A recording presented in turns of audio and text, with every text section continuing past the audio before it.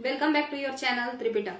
तो अब हम लोग आज जो देखने जा रहे हैं वो है अल्फोंसो डी अल्बुकर्क। कल हमने किसके पॉलिसीज के बारे में पढ़ा था? Francisco de Almeida. ठीक है, फ्रांसिस्को डी अल्मीडा कौन था? तो पहला पुर्तगाली गवर्नर जो कि 1505 ईस्वी में आया था। ठीक है, पिछले वीडियो में 1503 हम बार बार बोले थे। तो देखिए, एक कारण ये होता है ना कि फ्लो में पता नहीं चलता है। तो 1503 में कैब्राल आया था उस समय। ठीक है, तो ये सब बातें थी। तो 1505 में वो आया था, 1509 में वो चला जाता है। जाने का कारण उसका क्या था कि बहुत इमोशनल स्टैंड लेने लगा था। वो एक प्रैक्टिकल स्टैंड नहीं ले रहा था, एक रूलर की तरह नहीं सोच करके एक नॉर्मल इंसान की तरह सोचना वो शुरू कर दिया था कि अच्छा उसका मेरा लड़ाई है तो चलो उससे पहले लड़ लेते हैं। अच्छा उसका जो है झगड़ा है, अच्छा वो मेरे बेटा को पीटा तो हम उसको पीटेंगे, वो मेरा बेटा को मारा तो हम उसको मारेंगे। इस तरीके का जो है हिसाब किताब था। हालांकि अल्मेडा का बेटा उसका मतलब जो मिस्र के साथ उसका लड़ाई हुआ था उसमें फर्स्ट पुर्तगीज गवर्नर अल्मेडा उसका लड़का मारा गया था, यानी उसको जान मार दिया था। सब सिर्फ पीटा पीटी नहीं हुआ था। वो सब बात तो हम लोग सब लोग देख चुके हैं। बट अब जिसके बारे में हम लोग बात करने जा रहे हैं वो बात है अल्बुकर्क के बारे में। अल्बुकर्क कौन है? Alfonso de Albuquerque. अल्बुकर्क 1503 से ही आ चुका था। अल्बुकर्क 1503 से ही आ चुका था। ये बात आप लोग जानते होंगे कि जो अल्बुकर्क था वो 1503 से आपके यहाँ आ चुका था। मगर उस समय वो गवर्नर नहीं था, वो छोटे मोटे लेवल पे जो था काम करता था। जैसे जहाजी बेड़ा का थोड़ा लीड कर लिए, ये सब काम करता था। कमांडर ये सब बन गए। तो इन्हीं सारे चीजों का काम वो देखता था। मगर 1509 में अल्मेडा के जाने के बाद अल्बुकर्क को क्या मिल गया? पावर मिल गया। किस चीज का पावर? तो गवर्नर का पावर, यानी वो गवर्नर के पोस्ट पे आ गया। ठीक है, अब जब वो गवर्नर बनकर के आया तो उसको क्या क्या दिमाग में होगा? तो जी जो बातें अल्मेडा को सिखाई गई थी कि भाई व्यापार करो प्लस धार्मिक काम करो, यानी धर्म का प्रचार करो। ठीक है, ये सेम बात किसके लिए था? अल्बुकर्क के लिए था। मगर आपको पता है ना तो व्यापार करना गलत है, ना ही धर्म का प्रचार करना गलत है। फिर पुर्तगालियों की क्या गलती थी? गलती ये था आप खुद व्यापार कर रहे हैं, इसमें गलत नहीं है, मगर आप किसी और को व्यापार करने ही नहीं दे रहे हैं। जैसे कि अरब, तो अरबों के व्यापार को आप क्या कर रहे हैं? खत्म। अरबों के व्यापार को आप क्या कर रहे हैं? खत्म कर दे रहे हैं, उसका तहस नहस कर दे रहे हैं। तो जब आप ऐसा कर रहे हैं तो आप बताइए क्या आप गलत नहीं है? तो उसी तरीके से पुर्तगाली का दो मेन मोटिव होता था, व्यापार करो, धर्म का प्रचार करो। कई बार तो ऐसा लगता था कि वो व्यापारी नहीं है, वो कोई धर्मांध इंसान है ना। व्यापारी को धर्म से जाति से मतलब नहीं होता है। एग्जाम्पल से समझिएगा। देखिए, मान के चलिए कि आप एक दुकान खोले। ठीक है, उस दुकान में किसी भी जाति का इंसान आ सकता है। वो पंडित जाति का हो सकता है, वो ओबीसी हो सकता है, वो SC ST हो सकता है, किसी भी जाति का हो सकता है ना। मगर उससे आपको क्या लेना देना है? वो तो आपका कस्टमर है, और कस्टमर क्या है? उसको हम लोग कहते हैं कस्टमर भगवान के जैसा होता है ना। तो ये बात है। अब यहाँ पे इन लोगों का तो था कि भाई धर्म जो है वही मेन है। कभी कभार ये इतने धर्मांध मतलब धार्मिक कट्टर जैसा, सेक्टेरियन जैसा बिहेव करते थे कि पता ही नहीं चलता था कि व्यापारी है ये लोग या कोई धर्म के नाम पे ढोंग फैलाने वाले इंसान है। क्योंकि अगर आप बात करेंगे धर्म की, तो धर्म तो मानवता का सबसे बड़ा है। बट ये लोग तो टॉर्चर करते थे। किसको? दूसरे धर्मों के लोगों को। दूसरे धर्म के लोगों को ये टॉर्चर करते थे। सिर्फ और सिर्फ अपने धर्म का प्रचार नहीं करते थे, दूसरे धर्म के लोगों को पीटते थे, मारते थे। ये सारा काम ये लोग करते थे। उसके अलावा जबरन जो है धर्म परिवर्तन करवाते थे। ठीक है, इसको हम लोग कहते हैं इंक्विसिजन पॉलिसी। ठीक है, इसको क्या कहते हैं?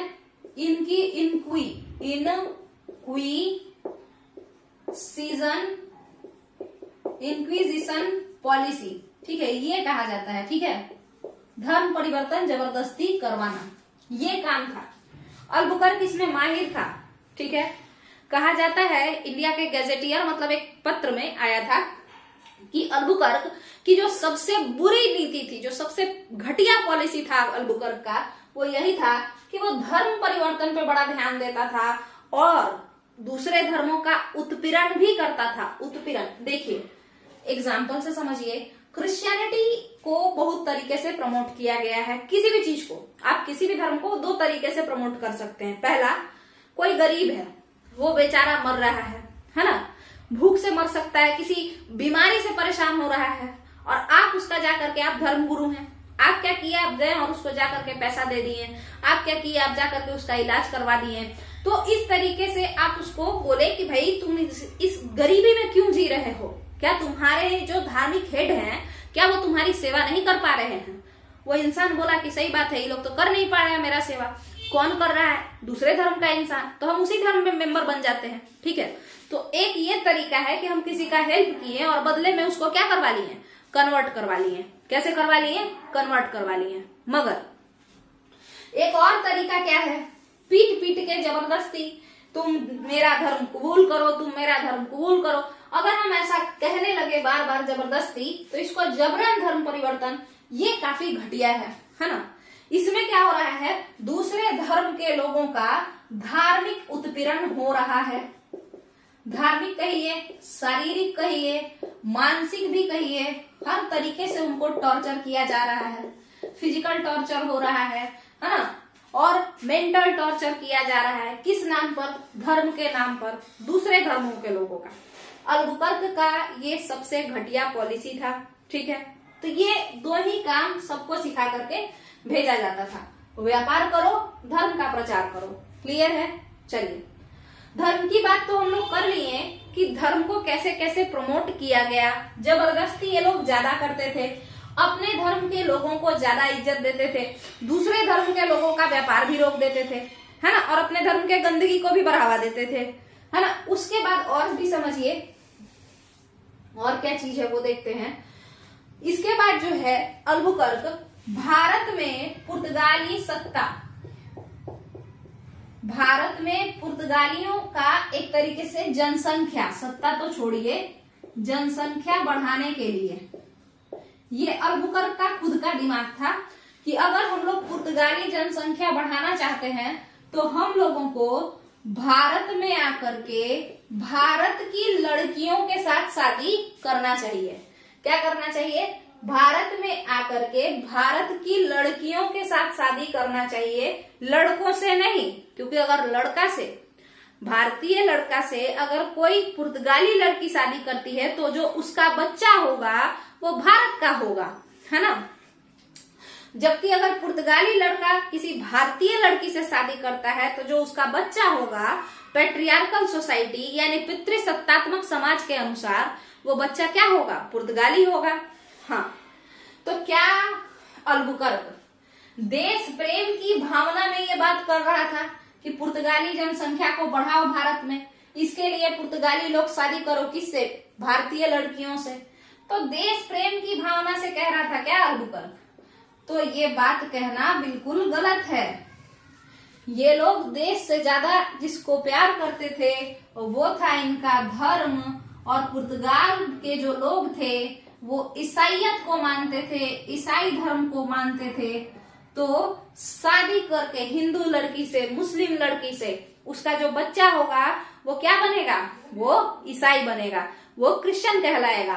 तो कुल मिला जुला के इन्हीं कारणों से पुर्तगाली जनसंख्या को बढ़ाना चाहता था। ये अल्बुकर्क के विवाह की एक नीति थी, जिसको आज भी आप देख सकते हैं अलग अलग धर्मों के द्वारा जो है लड़कियों को प्यार में ये करके इधर उधर भटका करके आप कह सकते हैं, और उससे शादी किया जाता है और फिर बाद में उसको टॉर्चर भी किया जाता है, और उसका जो बच्चा होता है बस इसलिए कि वो एक अलग धर्म का बच्चा, मतलब अपना पॉपुलेशन एक्सप्लोजन का काम करने के लिए। तो ऐसा होता है। बट ये पॉलिसी अल्बुकर्क का जो था, देखिए कोई चिट्टा पिट्टा इंसान इस तरीके का हरकत करेगा तो ये बहुत फेमस होगा कि हम तो शादी किए और उसके बाद क्या है, हम उसको हिंदू बना दिए, या उसका बच्चा हुआ तो मुस्लिम बना दिए, इस तरीके का।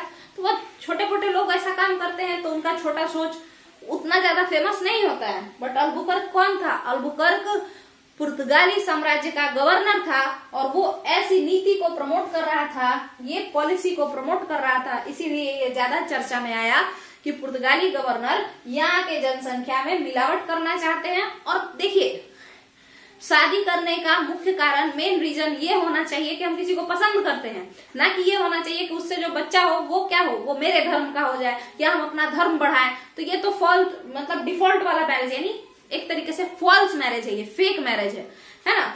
तो ये अल्बुकर्क करता था। तो इन सारे तरीकों से हम लोग देखें कि अल्बुकर्क की धार्मिक नीति कैसी थी, है ना। हम लोग क्या देखे अभी, अल्बुकर्क की धार्मिक नीति कैसी थी। अब हम लोग जानेंगे अल्बुकर्क की राजनीतिक जो शक्तियां थी वो कैसी थी, वो राजनीति कैसा करता था, उसको हम लोग देखेंगे। चलिए देखते हैं। अब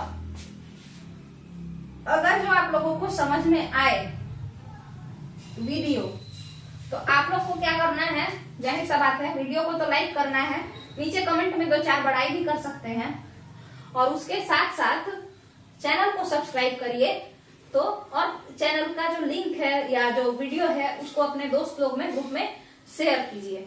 इसके बाद कुछ अगर सजेशन देना चाहते हैं तो वो तो एकदम जरूरी है। अगर आप लोग को कोई और तरीका अच्छे से पता है तो आप वो भी बता सकते हैं, ठीक है।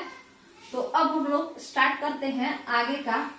ये धार्मिक नीति था अल्बुकर्क का। अब हम राजनैतिक नीति या आप कहिए पॉलिटिकल जो भी पॉलिसी था, या आप कहिए सीधे सीधे राजनीति, ठीक है, वो कैसा करता था अल्बुकर्क, किस तरीके से करता था, है ना, या साम्राज्यवाद वो अपना कैसे बढ़ा रहा था। तो इसी पे अब हम लोग चर्चा करेंगे कि राजनीति को कैसे कर रहा था वो। देखिए, आपको अमीर होना है ना, रिच होना है अगर, तो आपके हाथ में पैसा होगा तभी आप रिच होंगे, है ना।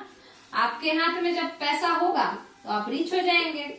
मगर इस पैसा के लिए, ये पैसा तभी आएगा जब आप धीरे धीरे पावर बढ़ाएंगे अपना, ठीक है। तो पैसा और पावर दोनों को एक ही सिक्के के दो पहलू हैं, आप ऐसा कह सकते हैं। या आपको पैसा चाहिए तो पावर होना जरूरी है, और जिसके पास पावर है उसके पास पैसा ऑटोमेटिकली रहेगा। क्लियर है। तो अब बात करते हैं कि मेन उद्देश्य क्या था पुर्तगालियों का। मनी, पैसा, व्यापार, धर्म था और व्यापार। बट उस व्यापार को बढ़ाने के लिए बाकी लोगों से लड़ाई भी तो करना पड़ता है, तो लड़ाई होगा कि नहीं। तो उन्हीं के कंटेक्स्ट में अभी हम लोग स्टार्ट करने जा रहे हैं कि अल्बुकर्क का व्यापारिक और राजनीति कैसा था, व्यापारिक नीति और राजनीति कैसा था। देखिए, सबसे पहले ये तो धर्म वाले में ही आ गया कि भाई मुस्लिम व्यापार बंद करो, तो वो तो हम उसी समय समझा दिए। कोई भी अलग धर्म के इंसान को ये लोग अच्छे से व्यापार नहीं करने देता था। यहाँ तक कि आपको पता है जहांगीर की जो मम्मी थी यानी जोधा बेगम, उनका भी जब सामान आ रहा था ना जहाज से, तो ये लोग कैप्चर कर लिया था। शाहजहां की जो वाइफ थी मुमताज, उसकी मतलब 2 दासी आ रही थी कहीं और से सामान लेकर के जहाज से, उन 2 दासियों को भी कैप्चर किया था और उसका सारा सामान भी ये लोग कैप्चर कर लिया था। क्यों? पहला कि वो अलग किंगडम, मतलब ये लोग एक अलग राज्य स्थापित करना चाहता था और मुगल उनका अपना राज कर रहे थे। दूसरा एक और कारण था, मुगल ईसाई नहीं थे, इस कारण से भी जो है उनको परेशान किया गया था। तो आप सोचिए, जब राजा जो कि मुस्लिम है, ऐसा मुस्लिम जो कि राजा है, जब उसको ये लोग टॉर्चर करने से नहीं बाज आता था, तो साधारण मुसलमानों को, साधारण हिंदुओं को क्या ये छोड़ते होंगे? नहीं छोड़ते थे, टॉर्चर करते रहते थे। तो आइए शुरू करते हैं। देखिए, जैसा कि हम आपको कल ही बताए थे कि अल्मेडा को कहा गया था कि भाई व्यापार बढ़ाना, ये जगह पे सब पे फैक्ट्री लगाना, जहां पे फैक्ट्री लग गया है कहीं तो वहां पे क्या कर देना, किलेबंदी कर देना, ठीक है।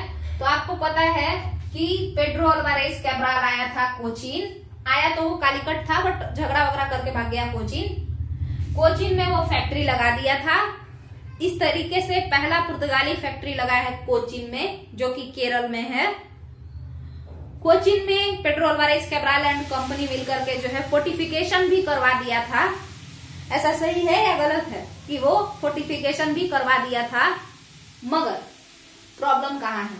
प्रॉब्लम ये है कि बाकी जगहों पे, अंजादीवा में, कन्नौर को कहते हैं, ठीक है, और किलवा में, यहाँ पर क्या कुछ हुआ था या नहीं। पेड्रो अल्वारेज कैब्राल के बाद कौन आया, तो 1503 में कैब्राल आया था, 1505 में अल्मेडा आया। अल्मेडा जब आया तो उसको पता चला भाई कोचीन में सब व्यवस्था टाइट है, फैक्ट्री भी लगा हुआ है, उसका किलेबंदी भी हो गया है, क्लियर है। तो अब अल्मेडा किसमें फैक्ट्री लगाया, कैनूर में। तो दूसरी फैक्ट्री पुर्तगालियों की कहाँ लगी, कैनूर में या कैनानोर में। और यहाँ पे अल्मेडा उसको क्या करवा दिया, फोर्टिफिकेशन भी करवा दिया, क्लियर है। उसके बाद देखिए बाकी जगहों पे ना तो ये फैक्ट्री लगा पाया और ना ही कौन, अल्मेडा, इसके पहले वाला, अल्बुकर्क के पहले वाला 1505 से 1509 वाला। तो बाकी जगहों पे फैक्ट्री लगाना बाकी था, बाकी जगहों पे किलेबंदी कराना बाकी था। अरे किलेबंदी तो तब करेंगे ना जब फैक्ट्री लगा देंगे, तो वो सब बाकी था। तो अंजदीवा में, किलवा में, इन जगहों पे कौन फैक्ट्री लगवाया होगा, जाहिर सी बात है अल्बुकर्क लगवाया, और इन जगहों का फोर्टिफिकेशन भी करवाया। मगर ये बात इतना इम्पोर्टेंट नहीं है। कोचीन इम्पोर्टेंट है क्योंकि वो पहला फैक्ट्री है, उस और पहला फोर्टिफिकेशन है किसका, पुर्तगालियों का। अब आते हैं कि आखिर अल्बुकर्क का जो सबसे ज्यादा उपलब्धि है जगह हड़पने में, वो कौन सा जगह है। तो जगह हड़पने के मामले में पुर्तगालियों की जो सबसे बड़ी उपलब्धि है, बेसिकली अल्बुकर्क की, केवल अल्बुकर्क की जगह हड़पने में जो सबसे बड़ी उपलब्धि है भारत में, वो है गोवा। अल्बुकर्क गोवा को हड़प लिया। कब हड़पा, 1510 ईस्वी में। कब आया था अल्बुकर्क, 1509 ईस्वी में आया था। हड़प कब लिया, 1510 ईस्वी में हड़पा। और बताइए ये किससे हड़पा, तो कर्नाटक में पड़ता है बीजापुर। बीजापुर का जो रूलर था, जिसका नाम था आदिल शाह, यूसुफ आदिल शाह, उसी से हड़पा था ये अल्बुकर्क। किसको, गोवा को, ठीक है। गोवा की अगर आप बात करें तो ये गोवा इधर इसके केरल है, यहाँ पे गोवा है, और इस साइड में कर्नाटक है। यही हिसाब किताब है, ये केरल है, ये कर्नाटक है, और ये गोवा है। तो जब अल्बुकर्क गोवा को हड़प लिया, तो गोवा को हड़पा, ठीक है, बट अल्बुकर्क की राजधानी कहाँ थी, वो तो केरल के कोचीन में थी। हेडक्वार्टर ऑफ पुर्तगीज एम्पायर कहाँ थी, केरल के कोचीन में थी। तो यहाँ पे अल्बुकर्क रहता होगा, है ना। और हड़प किसको लिया, गोवा को। किससे हड़पा, कर्नाटक का जो जगह है बीजापुर के रूलर से गोवा छीन लिया 1510 में। जब ये गोवा छीन लिया तो गोवा तो इसका हो ही गया, गोवा में बैठे बैठे कर्नाटक में क्या चल रहा है, कौन राजा क्या कर रहा है, कौन क्या व्यापार करेगा, क्या क्या कर्नाटक में उपज होता है, ये अल्बुकर्क सारा खबर लेता था। गोवा में बैठे बैठे केरल में क्या चल रहा है वो तो इसको पता ही होगा। क्यों, देखिए, क्योंकि अल्बुकर्क तो गोवा में रहता नहीं था, वो तो गोवा को जीता था। वो रहता कहाँ था, कोचीन में। गोवा में तो बाकी पुर्तगाली लोग रहते थे, क्लियर है। आगे आइए, तो अब देखते हैं हम लोग कि भाई यानी गोवा से केवल और केवल व्यापारिक हित ही शामिल नहीं था। गोवा को हड़पने से केवल एक ही फायदा नहीं था कि गोवा में पोर्ट है और वहां पे बहुत सारा जो है बंदरगाह, ये हम सामान बिक्री कर पाएंगे, सिर्फ ये फायदा नहीं था। गोवा को हड़पने से साउथ इंडिया पे अच्छा खासा नजर बनाया जा रहा था। किसके द्वारा, अल्बुकर्क के द्वारा, ठीक है। चलिए, इसके बाद आपको पता है गोवा को हड़पा भले ही है अल्बुकर्क, गोवा कौन जीता है, अल्बुकर्क, मगर गोवा को ये अपना कैपिटल नहीं बनाया। तो किसको बनाया, ये जहां रहता था कोचीन, उसी को कैपिटल छोड़ दिया। तो फिर गोवा को कैपिटल पुर्तगालियों का कौन बनाया, वो था नीनो दा कुन्हा, ये बनाया है गोवा को कैपिटल। कब बनाया, तो आपको पता है कि गोवा 1510 ईस्वी में पुर्तगालियों का हिस्सा बन गया, ठीक है। और ये नीनो इस गोवा को कैपिटल कब बनाया है, 1529-30 ईस्वी में, 1530 में। या क्योंकि 1529 में तो ये खुद आया है, नीनो 1529 में भारत आया था। 1530 में नीनो जो कैपिटल था, जो राजधानी या मुख्यालय था पुर्तगालियों का, उसको कोचीन से हटा करके गोवा लेके चला गया। तो कितने साल बाद पुर्तगालियों ने गोवा को हड़पने के कितने साल बाद, गोवा को हड़पने के कितने साल बाद अपना मुख्यालय भी गोवा को ही बना लिया, कोचीन से हटा करके गोवा को बना लिया। तो वो है 20 साल बाद। जब वो 1530 आया तब एक गवर्नर आया जिसका नाम था नीनो दा कुन्हा, वही बना दिया इस गोवा को राजधानी या मुख्यालय, किसका? पुर्तगालियों का। क्लियर है? तो ये तो आपका क्लियर है। तो ये इसकी सबसे बड़ी उपलब्धि थी भारत भूमि पे राजनीति के तौर पर अगर देखें तो, और व्यापारिक हित देखें तो, कि अल्बुकर्क गोवा को हड़प लिया। किससे हड़पा था? यूसुफ आदिल शाह से। ये कहाँ का रूलर है? बीजापुर का रूलर है। यहां तक का अगर आपका क्लियर है तो ये बढ़िया हो जाएगा। आगे देखिए, ये जो आपका गोवा है, अल्बुकर्क ने यहाँ पर सती प्रथा का क्या कर दिया था? उन्मूलन कर दिया था। उन्मूलन का मतलब क्या होता है? अबोलिशन, यानी बैन कर देना। किसी को भी सती होने की आवश्यकता नहीं है। आपको क्या लगता है, ये बड़ा ही सोसाइटी लवर ऐसा कुछ हो गया, मतलब सोशल रिफॉर्मर? नहीं। आपको पता है कहीं ना कहीं ये विवाह की नीति को प्रमोट कर रहा था। और ये क्या चाहता था? ये चाहता था कि भाई यहाँ पे पुर्तगाली पॉपुलेशन बढ़े, तो अगर कोई लड़की विधवा भी है तो उससे भी कोई पुर्तगाली शादी कर लेता होगा, है ना? ये भी तो बाकी चाहे ये जो भी सोच के खत्म किया सती प्रथा को गोवा में, ये ठीक ही किया, है ना? सती प्रथा को चाहे जो सोच के भी ये खत्म किया, काम ये ठीक किया। ठीक है? इसके बाद समझिएगा, आपको पता है क्योंकि गोवा में ज्यादा दिन तक 1962 तक लगभग, शायद थोड़ा आप लोग एक बार देख लीजिएगा गोवा को ये लोग कब छोड़ा है पुर्तगाली। ठीक है, 1962 में शायद छोड़ा है, और उतने साल तक पुर्तगाली ही रहे।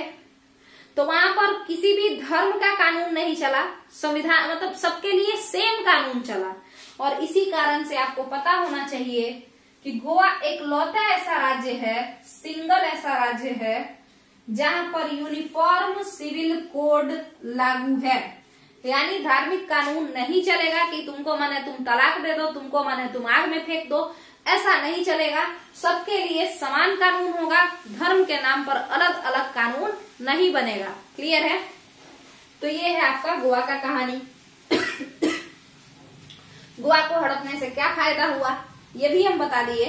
अब हम लोग, अच्छा, गोवा को कैपिटल, गोवा को हड़पा कौन था? अल्बुकर्क। बट गोवा को पुर्तगालियों का राजधानी या पुर्तगालियों का मुख्यालय कौन बनाया? नीनो दा कुन्हा। तो यहां तक का तो आपका क्लियर है, ये तो क्लियर होगा, है ना? गोवा से दो इंपॉर्टेंट फायदा, एक तो यहाँ से कर्नाटक में क्या चल रहा है वो भी देखेंगे, और केरल वाला तो इसको पता ही है, बगल में तमिलनाडु में भी 2 मिनट झांक लेंगे कि क्या चल रहा है, यानी साउथ इंडिया पे नजर रखेंगे। क्या यहाँ तक का क्लियर है?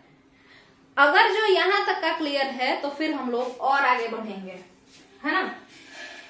अगर जो यहाँ तक का क्लियर है तो फिर हम लोग और आगे बढ़ेंगे। और भी बहुत सारी बातें। अल्बुकर्क वो पहला ऐसा राजा हुआ, मैंने पहला विदेशी गवर्नर जो कि भारत के राजनीतिक मामलों में हस्तक्षेप करना शुरू कर दिया, है ना? जो आपका जैसे होता है ना डॉक्ट्रिन ऑफ लैप्स वाला, ये जो होता है, या सब्सिडियरी अलायंस जिसको हम कहते हैं, डॉक्ट्रिन ऑफ लैप्स मत कहिए, सब्सिडियरी अलायंस, ये सब जो कॉन्सेप्ट है ना, ये अल्बुकर्क का ही देन है।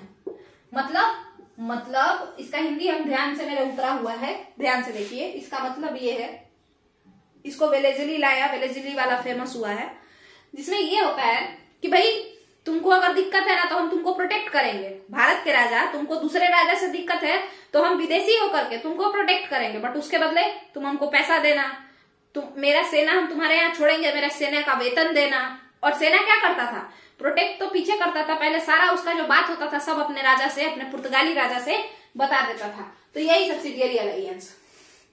अब हम लोग देखेंगे कि ये सब तो बड़ा बढ़िया से चल रहा था, और अब एक और चीज समझिए, गोवा वो हड़पा ये सब आखिर अल्बुकर्क ये गोवा हड़प लिया, इसके बाद वो क्या किया?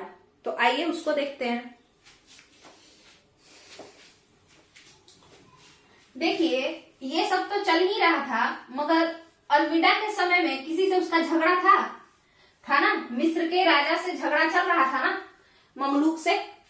तो मिस्र के राजा से झगड़ा चल रहा था और बढ़िया झगड़ा है ना, उतना मतलब एकदम कट्टर दुश्मनी चल रहा था। तो जब अलबुकर्क आया तो ये लोग उससे भी लड़ा। अलबुकर्क कहा कि कौन सा जो हम पीछे रहेंगे, हम भी भीड़ लेते हैं। और इस तरीके से इसका लड़ाई हो गया। किससे? मिस्र के राजा से अलबुकर्क का लड़ाई हो गया। अलबुकर्क इसको खदेड़ के भगाया। फिर आपको पता है मिस्र गुजरात को सपोर्ट किया और थोड़ा बहुत कचकच करवाया। किसके साथ? अलबुकर्क के साथ। और इस बार 1509 ईस्वी के ही समय का बात है, नया नया अलबुकर्क आया था। उसी समय इन लोगों को भगाया यहाँ से, है ना, और दीव को हड़प लिया। कौन? अलबुकर्क। अलबुकर्क किसको हड़प लिया? दीव को हड़प लिया। ठीक है। एक और बात सुनिए, जो आपका भारत है, भारत, इसमें पुर्तगाली आधिपत्य मतलब पूरा का पूरा एरिया या पूरा का पूरा एक राज्य पुर्तगालियों का हो गया या किसी विदेशी का हो गया। अलेक्जेंडर के बाद पूरा का पूरा राज्य। दीव तो एक छोटा सा ये होगा बाहर। जैसे देखिए ये इंडिया का मेन लैंड हुआ, है ना, और इसके इधर छोटे छोटे आइलैंड वगैरह हो गए, ये सब हो गए। तो ये दीव हुआ, तो ये छोटा एरिया। और दीव में भी वो पूरा ये नहीं कर पाया था। दीव पे कभी गुजरातियों का राज रहा, तो कभी फिर पुर्तगालियों का रहा, यानी बार बार घमाचक्री होता रहा, यानी झगड़ा लड़ाई होता रहा दीव को लेकर के। मगर ये आप देखेंगे नीनो दा कुन्हा के समय में भी झगड़ा होगा। ठीक है, यानी परमानेंट दीव को नहीं हथिया पाया। कौन? पुर्तगाली सब। मगर ऐसा कौन सा राज्य था, क्वेश्चन है, ऐसा कौन सा राज्य था या ऐसा कौन सा क्षेत्र था जो पुर्तगालियों के बाद, एलेक्जेंडर के बाद, एलेक्जेंडर यानी सिकंदर के बाद किसी विदेशी के हाथ में चला गया। भारत का ऐसा कौन सा क्षेत्र था जो अलेक्जेंडर के बाद किसी विदेशी या बेसिकली कहिए किसी यूरोपीय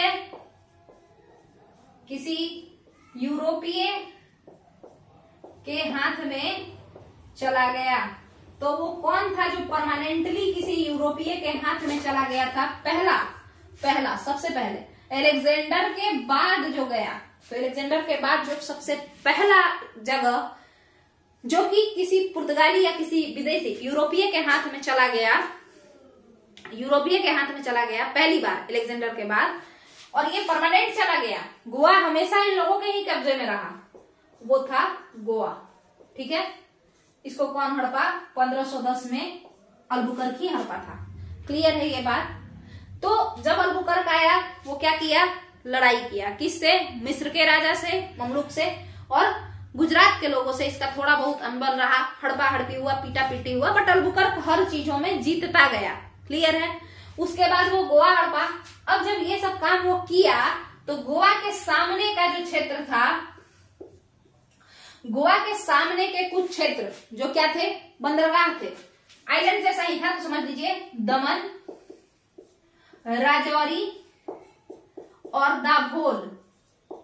दमन, राजौरी और दाभोल, ये सब गोवा के आसपास के बंदरगाह थे। इनको भी ये हड़प लिया। कौन? अलबुकर्क। तो व्यापारिक हितों को भी साध रहा है, तभी तो बंदरगाह हड़प रहा है, ताकि यहाँ पे व्यापारी सब आए, जहाज का टैक्स दे हमको, क्योंकि काटेज व्यवस्था है। काटेज व्यवस्था तो अल्मीडा ही ले आया है कि तुमको अगर इधर सामान बेचना है या व्यापार करना है तो तुम पुर्तगाल के गवर्नर से क्या खरीदो? लाइसेंस खरीदो या पास खरीदो। इसी व्यवस्था को हम काटेज व्यवस्था कहते हैं। तो बंदरगाह को यहाँ पे जीत लिया, गोवा के सामने वाले बंदरगाह को भी हड़प लिया। इसके अलावा इन लोगों से तो झगड़ा किया ही। अब देखिए इधर का इलाका शांत हो गया, जिससे इसको लड़ना था पहले से, इसके साम्राज्य से यानी पुर्तगालियों से जिससे लड़ाई चल रहा था, उससे तो ये लड़ लिया। कौन? अलबुकर्क, और जीत भी गया। फिर गोवा भी हड़प लिया, है ना। अब ये सोचता क्या है कि आखिर अब आगे क्या किया जाए। तो सोचा, देखिएगा अल्बुकर्क क्या सोचता है कि केवल और केवल पश्चिमी क्षेत्र में ही पुर्तगाली का राज्य क्यों रहे, क्यों ना पूरा का पूरा हिंद महासागर पे कंट्रोल किया जाए। अच्छा, काहे लिए? क्योंकि जब 2-4-10 बंदरगाह पकड़ के और वहां पे लाइसेंस और पास ले दे के बिना एक भी रुपया लगाए सबसे टैक्स पे टैक्स वसूले जा रहे हैं, तो जब पूरे के पूरे हिंद महासागर के बेस स्टेशंस को, माने फितोरियों को, और जो हिंद महासागर से को आने वाले अलग अलग जो समुद्री मार्ग हैं, उन सारे जगहों को अगर हम हड़प लें, सभी जगहों के बंदरगाह को हड़प लें, सभी जगहों को हड़प लें, है ना, ज्यादातर जो मेन जो हिंद महासागर के आने वाले मुख्य रास्ते हैं, तो उन रास्तों के को अगर हम वहां पे अगर पुर्तगाली सेना लगा दें, तब बताओ कितना अच्छा रहेगा, तब और ज्यादा पैसा मिलेगा। ऐसा कौन सोचा?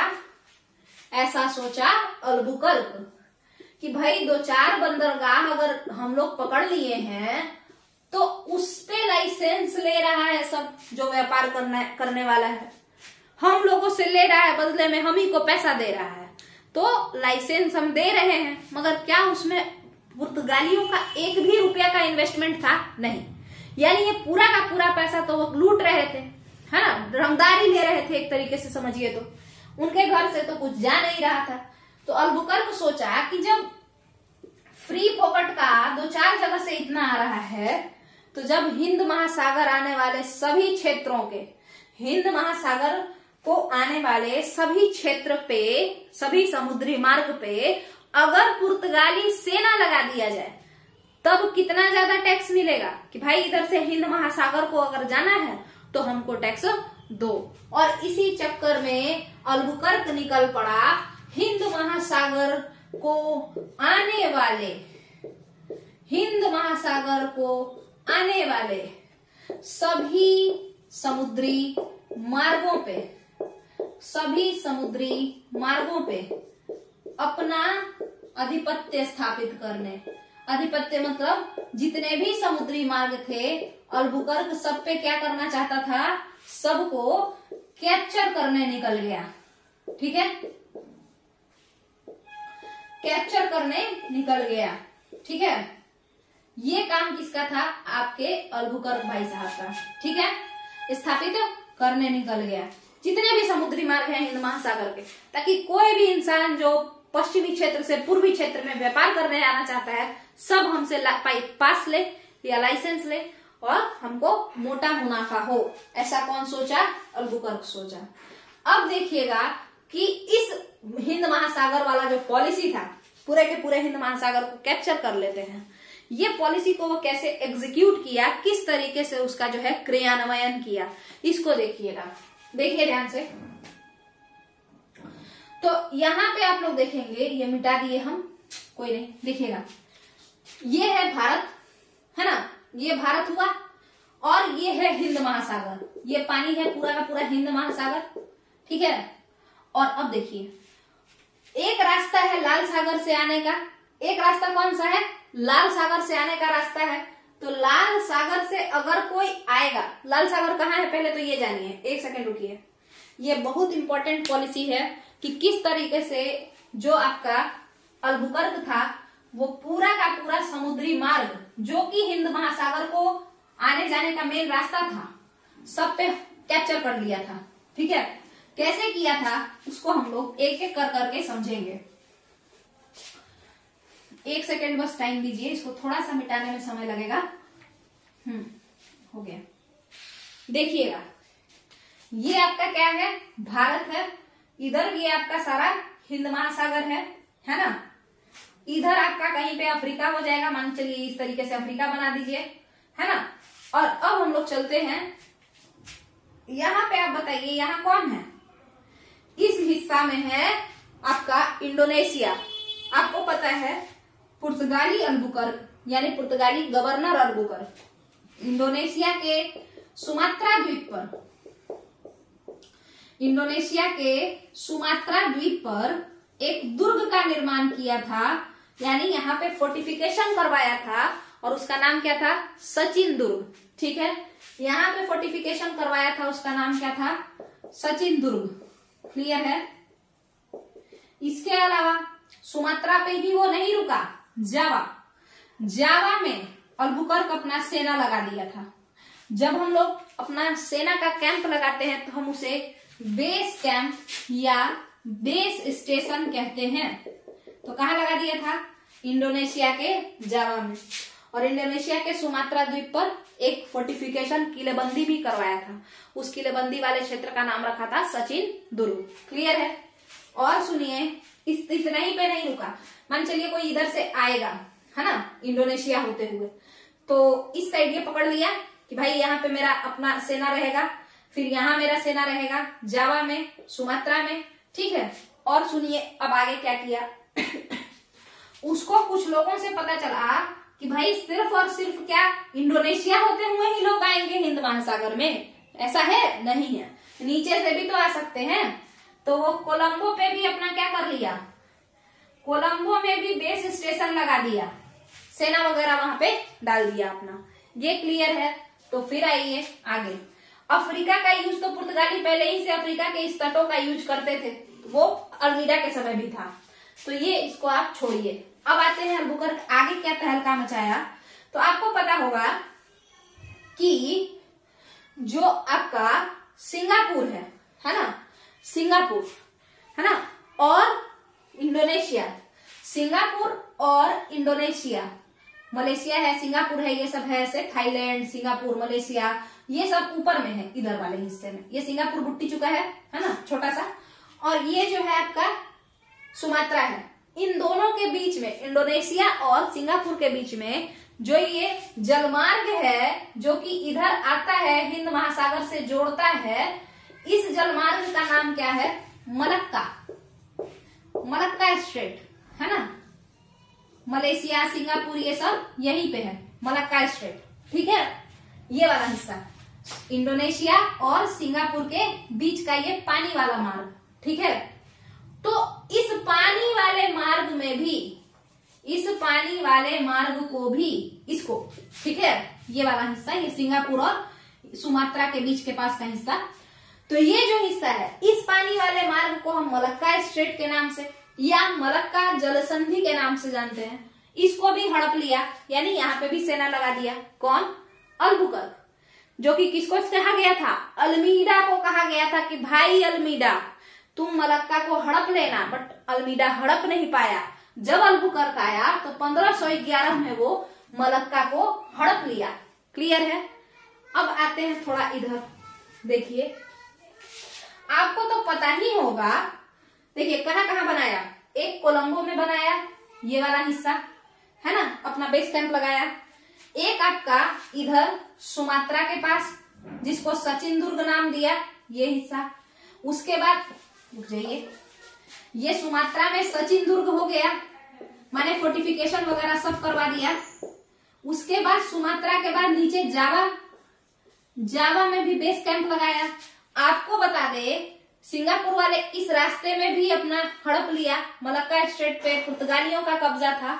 इसके साथ साथ इसके ऊपर का क्षेत्र थाईलैंड में भी अपना बेस कैंप लगाया। ये देख रहे हैं कितना ज्यादा रास्तों पे रुकावट खड़ा कर रहा है कि किसी को भी अगर हिंद महासागर आना है तो हमको पैसा दो, हमसे पास खरीदो, तभी तुमको व्यापार करने देंगे। तो इस वाले साइड में अगर आप देखें तो अब कहीं से भी आने का रास्ता नहीं है हिंद महासागर में, क्योंकि अफ्रीका क्षेत्र पे तो पहले से ही पुर्तगालियों का अधिकार था। बाकी कोलंबो ले ही लिया, इधर इन सब जगहों को ले ही लिया। क्लियर है?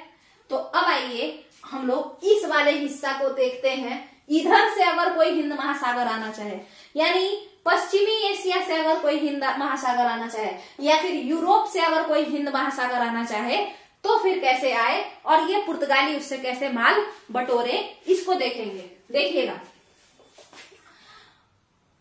हिंद महासागर में आने के लिए यूरोप से हिंद महासागर में, बेसिकली पश्चिमी एशिया से, सऊदी अरब ये सब साइड से हिंद महासागर में आने के लिए दो रास्ते हैं। एक रास्ता है लाल सागर वाला रास्ता, है ना, रेड सी वाला, इसी को सबसे पहले अरबों ने कैप्चर किया था, लाल सागर को 7वीं शताब्दी के समय में अरबों ने इसको कैप्चर करके ही ना यूरोप का मार्ग हटा दिया, बंद कर दिया। नहीं तो यूरोप के लोग तो व्यापार करने आते ही थे भारत, मगर बाद में अरब इसको कैप्चर कर लिए, यहाँ पे बैन लगा दिए, बोले पैसा दो, जैसे ये लोग टैक्स लेता था ना, पैसा दो तब व्यापार करने देंगे, वैसे ही अरब करते थे। तो अब इस बार अल्बुकर्क गया और लाल सागर के सोकोत्रा द्वीप, ये लाल सागर के मुहाने पर है। लाल सागर कहाँ है?